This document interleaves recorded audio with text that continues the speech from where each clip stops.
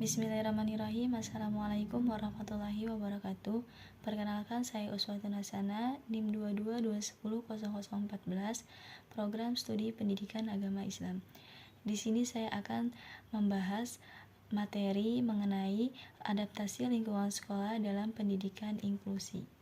Yang pertama itu pendahuluan, di mana pendidikan inklusi adalah pendekatan pendidikan yang memberikan kesempatan semua siswa, termasuk siswa yang berkebutuhan khusus, untuk belajar bersama dan di lingkungan yang sama. Untuk mewujudkan pendidikan inklusi yang efektif, lingkungan fisik dan sosial di sekolah perlu diadaptasi agar dapat memenuhi kebutuhan berbagai macam siswa. Adaptasi ini bertujuan untuk menciptakan ruang belajar yang ramah, inklusif, dan mendukung perkembangan potensi setiap individu. Yang selanjutnya itu pengertian lingkungan fisik dalam pendidikan inklusi, di mana lingkungan fisik ini merujuk pada infrastruktur, fasilitas, dan tata ruang di sekolah. Penyesuaian pada lingkungan fisik sangat penting agar siswa dengan berbagai kebutuhan khusus merasa nyaman dan aman. Adaptasi yang perlu dilakukan antara lain, yang pertama itu aksesibilitas bangunan, di mana aksesibilitas bangunan ini merujuk pada sejauh mana suatu bangunan dapat diakses dan digunakan oleh semua orang, termasuk mereka dengan kebutuhan khusus seperti penyandang disabilitas. Ini mencakup elemen seperti ramp, lift, pintu lebar, toilet ramah disabilitas, serta jalur yang mudah dilalui tanpa hambatan.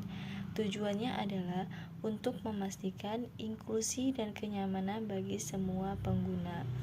Yang kedua itu ada yang namanya penggunaan teknologi bantuan.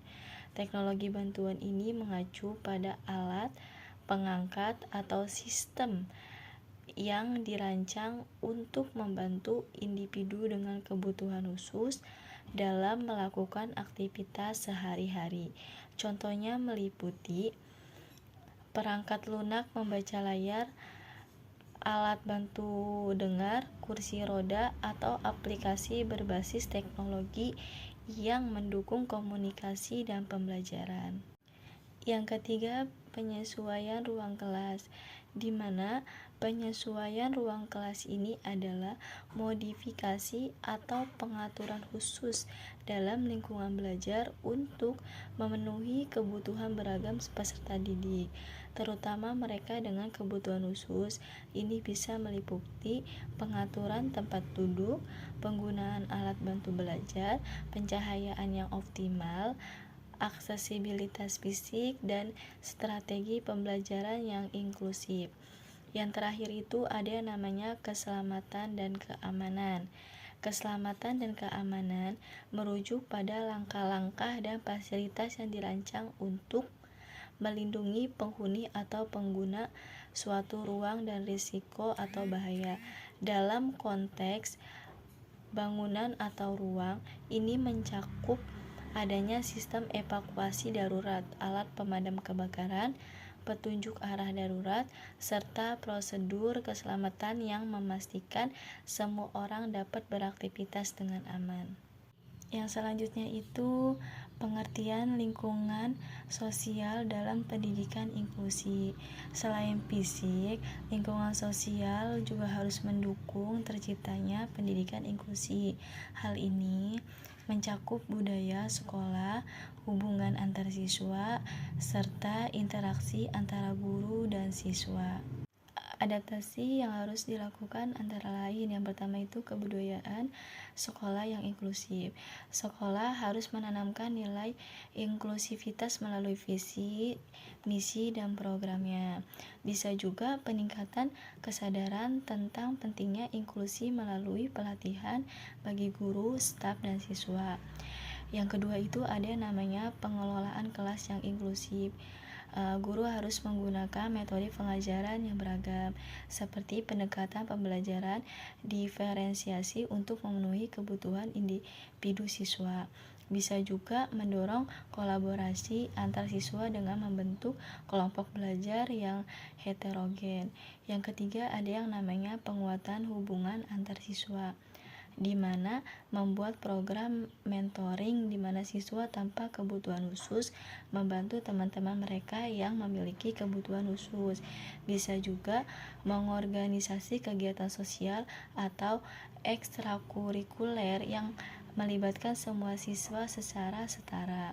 Yang terakhir itu ada yang namanya peran guru dan tenaga pendukung, di mana guru harus memahami kebutuhan individu siswa melalui pelatihan khusus, tenaga pendidikan inklusi, bisa juga keberadaan guru pendamping atau terapis untuk memberikan dukungan tambahan bagi siswa berkebutuhan khusus.